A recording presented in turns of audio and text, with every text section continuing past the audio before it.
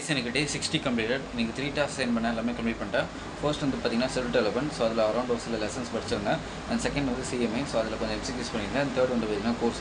So அதில் கொஞ்சம் வந்து பார்த்தீங்கன்னா ஒரு ஆஃப் தி மாடியூல் வந்து கம்ப்ளீட் பண்ணிட்டேன். ஸோ போகிறதுக்கு முன்னாடி குட்டியாக ஒன்று ஷேர் பண்ணிக்கிறேன்.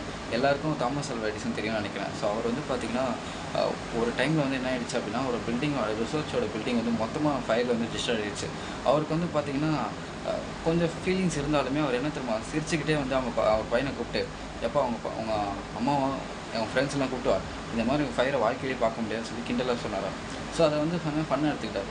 ஏன் அப்படின்னா அது அழிஞ்சு போச்சு. அது எதுவும் பண்ண முடியாது. நம்ம ஃப்ரஸ்ட்ரேஷன் ஆகி டைம் ஸ்பெண்ட் பண்ணி வேஸ்ட் பண்ணுறத விட அது அந்த அழிஞ்சு போகிற விஷயத்தை பார்த்து சரி கொஞ்சம் எக்ஸைட்மெண்ட் ஆகிட்டு கொஞ்சம் ஃபன் பண்ணிவிட்டு ஜாலியாக இருந்தோம்னாலே நம்ம என்ன தான் நம்ம லைஃப்பில் வந்து அதாவது லவ் யுவர் ஃபேட்டுன்னு சொல்லுவாங்க. நடந்துருச்சு, இதுக்கு மேலே எதுவும் பண்ண முடியாது. ஸோ அதை நம்ம என்ஜாய் பண்ணிட்டு போய்டுவோமே. ஸோ இதே மாதிரி உங்கள் லைஃப்பை நீங்கள் எடுத்துக்கிட்டாலே லைஃப் ரொம்ப சுலபமாக போய்டும். ஸோ இதே மாதிரி என்டர்பிரினர் சேனலை ஃபாலோ பண்ணிச்சுன்னா மறக்காம சப்ஸ்கிரைப் பண்ணிட்டுங்க. Stay tuned guys.